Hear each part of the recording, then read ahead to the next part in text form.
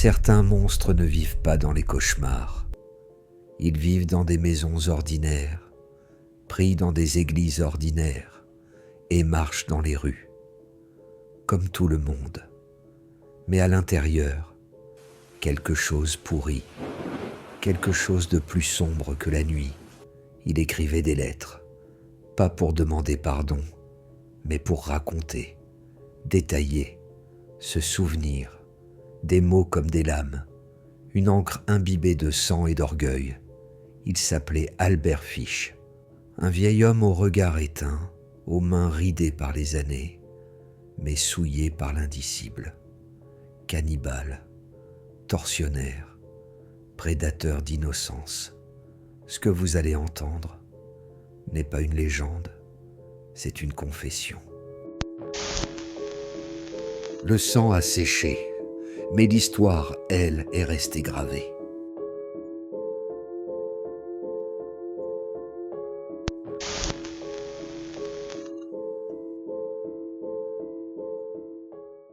Il est né un jour d'orage, 19 mai 1870 à Washington, D.C., dans un monde déjà fissuré par la guerre, dans une famille rongée par les ombres de la folie. Son nom, Hamilton Howard Fish, mais bien avant de devenir Albert, il n'était qu'un enfant parmi d'autres. Faible, invisible, oublié. Son père, vieux comme un fantôme, 75 ans à sa naissance, meurt quand il n'a que 5 ans. Et avec lui, c'est le dernier semblant de stabilité qui s'effondre. Sa mère, incapable de l'élever seule, l'abandonne à un orphelinat, un lieu où la douleur remplace l'amour et où chaque punition devient une prière inversée. Là-bas, Albert apprend à aimer ce qu'il devrait haïr. Les coups, les cris, les ceintures de cuir. Il se tord, il gémit, puis il sourit. C'est là que le ver entre dans le fruit, que la douleur devient désir, que l'enfant cesse d'être une victime et commence à rêver d'être bourreau. Les prêtres pensaient le corriger. Ils ont fait bien pire. Ils ont réveillé le goût du mal.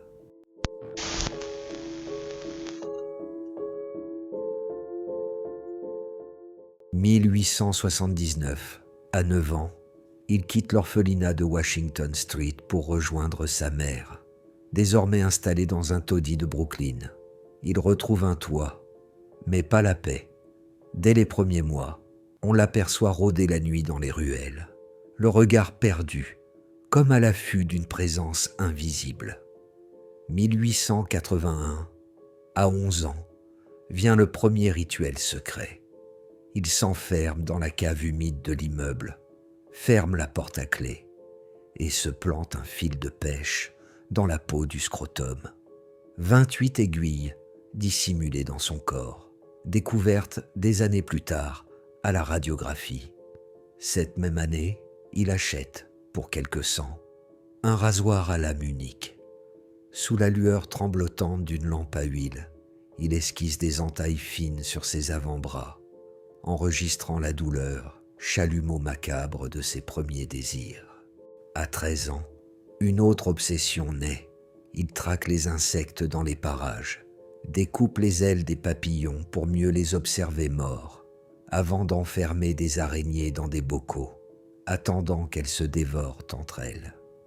Il lit en cachette des revues policières, des récits de tortures militaires, copie les croquis de scènes de crime, en recouvre les murs de sa chambre de feuilles tachées de suie et d'encre rouge.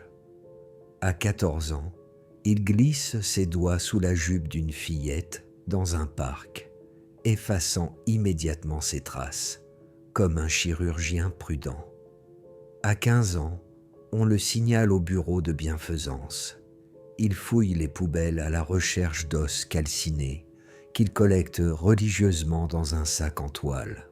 Ces actes, d'abord secrets et solitaires, construisent sa folie, un lent tissage de douleur et de perversion, où chaque mutilation, chaque regard volé est un pas de plus vers la bête qu'il deviendra.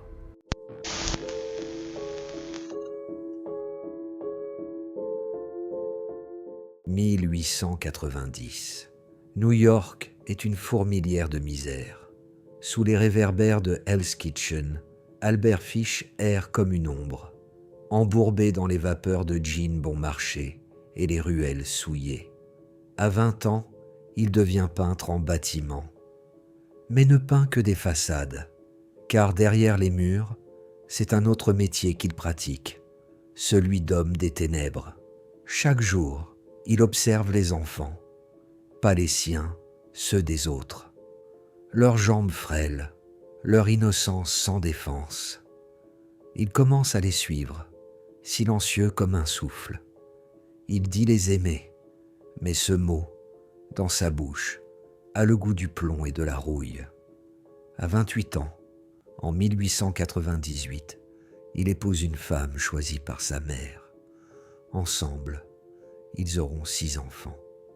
Et pourtant, même dans cette normalité apparente, il conserve un monde secret, fait de coups de ceinture, de punaises enfoncées dans sa chair et de lettres obscènes envoyées à des inconnus. Il invente ses propres démons. Il se dit « le Christ de la douleur », se flagelle avec une planche couverte de clous rouillés, se frotte les plaies avec du sel pour purifier ses péchés. 1903, première incarcération à Sing Sing pour détournement de fonds. Là-bas, il découvre un nouveau plaisir, les récits d'exécution capitale, les hurlements d'hommes brisés dans la cellule d'à côté. Il ne dort plus, il écoute. À sa sortie, il n'est plus un simple déséquilibré, il est devenu un collectionneur d'angoisse. Chaque fantasme devient un scénario, et dans sa tête, le théâtre macabre se met en place. Le premier meurtre suspect, un jeune garçon handicapé mental, noyé dans l'East River vers 1910. Fish l'aurait attiré dans un hangar abandonné avec la promesse d'un travail, avant de l'étrangler et de le découper lentement. Ce crime n'aura jamais été prouvé, mais lui en parlera plus tard avec un sourire qui ne tremble pas.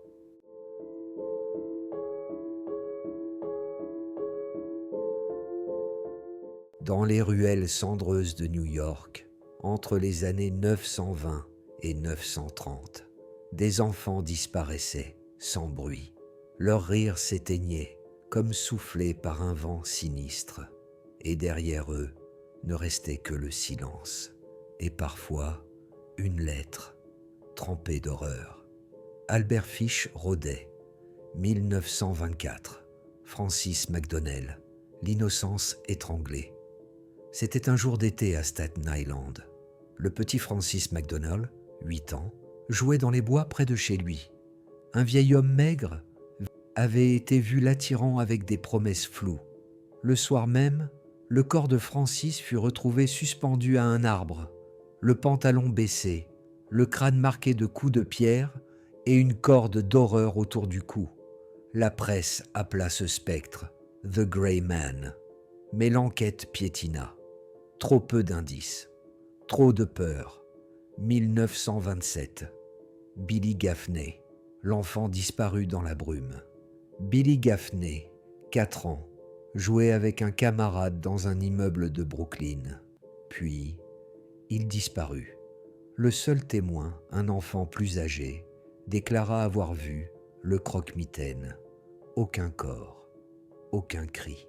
Des années plus tard, dans une lettre, Fish décrira avec un sadisme glacial comment il l'avait écorché, cuit ses fesses au four et siroté son sang comme un vin rouge.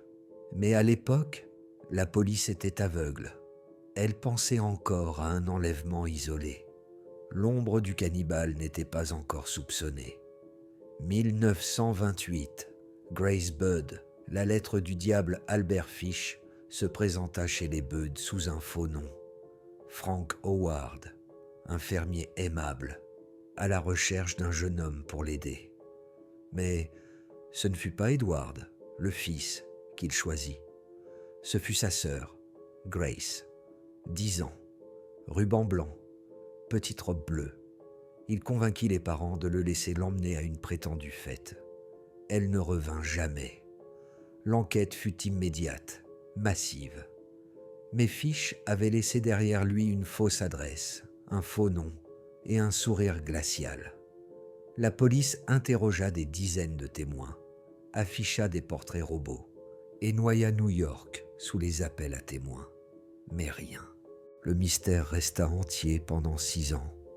Puis un jour, vint la lettre.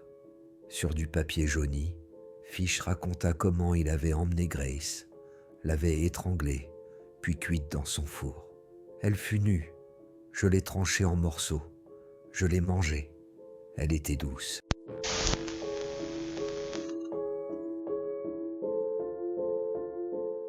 Il croyait maîtriser la nuit, mais c'est l'obscurité elle-même qui l'a trahi.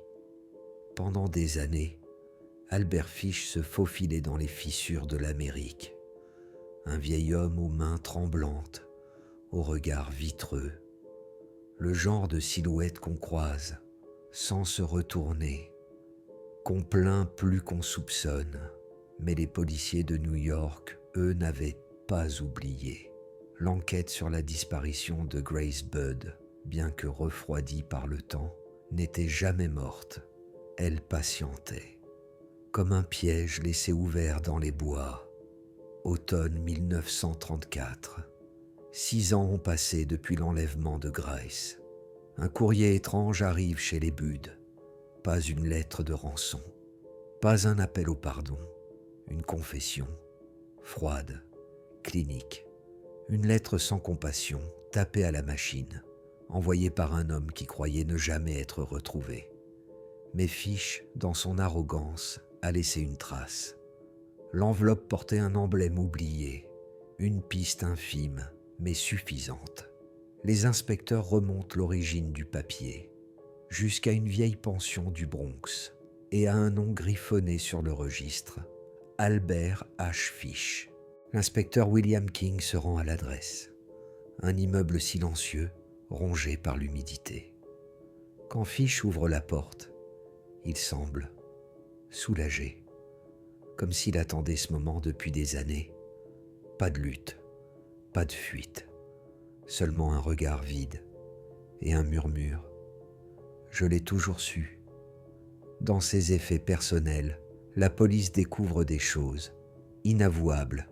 Un couteau de boucher, des lames de rasoir usées, des aiguilles rouillées qu'il se plantait dans le bassin.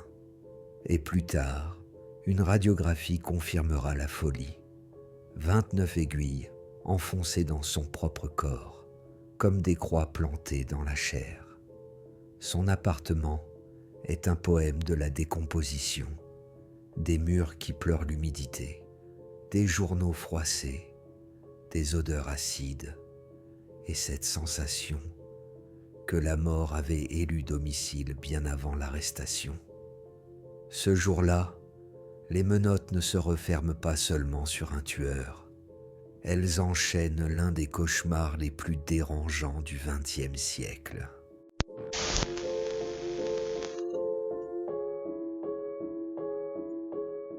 L'arrestation d'Albert Fish a fait l'effet d'un éclair dans un cimetière.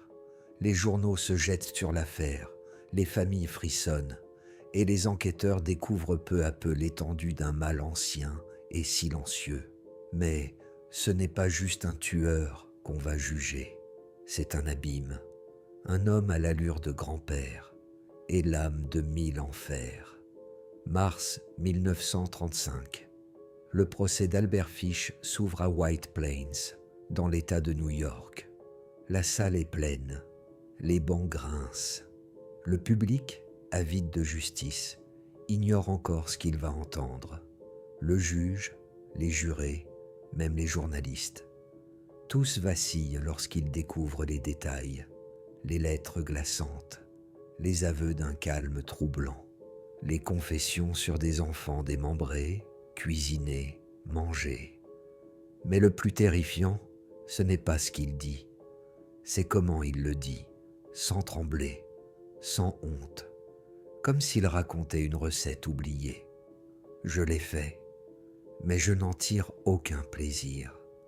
Ce sont des voix, elles me guident, elles m'ordonnent, elles me nourrissent. Pendant 10 jours, les débats tournent autour d'un seul point.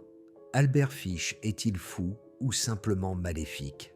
Sa défense tente de prouver la psychose, citant son comportement autodestructeur, ses mutilations volontaires, ses tendances masochistes et surtout ses visions divines qui, selon lui, justifiaient ses actes. Mais l'accusation est ferme. La folie ne suffit pas à expliquer une telle organisation, un tel contrôle, une telle capacité à tromper. Un psychiatre résumera: il n'est pas fou, il est pire que ça, il est lucide dans son abomination. Le 24 mars 1935, après seulement 10 minutes de délibération, le verdict tombe, coupable de meurtre au premier degré. La peine? La chaise électrique. Fish accepte la sentence avec une étrange sérénité. Il sourit et demande un dernier souhait, une Bible et un journal à écrire. Mourir dans l'électricité? Quelle ironie! J'ai toujours été attiré par la douleur. Maintenant, elle viendra me chercher. Le 16 janvier 1936, à la prison de Sing Sing, Albert Fish marche calmement vers la chambre d'exécution. Il est âgé, amaigri, et pourtant, il semble paisible, comme s'il allait retrouver un vieil ami. On l'attache, on baisse le levier, mais la machine grince. La légende veut que les aiguilles enfoncées dans son corps aient court-circuité la chaise au premier essai. Un symbole grotesque pour un corps devenu cercueil métallique. La seconde impulsion fut la bonne. Le monstre s'est enfin éteint, mais les cris qu'il a laissés derrière lui résonnent encore, dans les couloirs du temps et dans les cauchemars de ceux qui osent s'y pencher. Albert Fish ne respire plus. La chaise l'a fait taire. Et pourtant, son nom s'infiltre encore comme un murmure dans les couloirs du crime. Il n'était ni un monstre de cinéma, ni une légende urbaine. Il était réel, fait de chair, d'os, de sourire et d'un appétit que même la mort n'a pu rassasier. Fish n'a jamais été un génie du mal, ni un prédateur rusé comme ceux que la fiction adore. Il était lent, fragile, presque invisible. Un vieillard gris, un voisin discret, un monsieur que personne ne regarderait 2 fois. Et c'est ça, le plus terrifiant. Ce n'est pas le masque qu'il portait, c'est l'absence même de masque. Le danger ne hurle pas toujours. Parfois, il chuchote poliment à la porte. Il ne reste de lui que des archives, quelques os et une lettre, dont le contenu hante encore les analystes du FBI. Son cas est étudié dans toutes les écoles de criminologie, non pas pour comprendre le mal, mais pour admettre son existence brute, nue, sans sens. Albert Fish nous force à regarder une vérité inconfortable. Le monstre ne vit pas toujours dans les bois.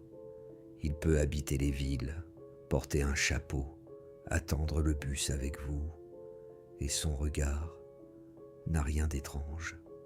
C'est peut-être ce qu'il y a de plus glaçant. Ce n'est pas le cri qui fait frémir, c'est le silence juste avant. Aujourd'hui encore, le nom d'Albert Fish provoque des frissons, pas parce qu'il a tué, mais parce qu'il a existé. Et dans ce monde, parfois, cela suffit à faire trembler l'humanité. Merci d'avoir survécu à cet épisode de Criminologia. Si l'horreur vous attire autant qu'elle vous hante, likez, commentez, abonnez-vous, car ici on ne raconte pas les ténèbres, on les réveille, une histoire à la fois.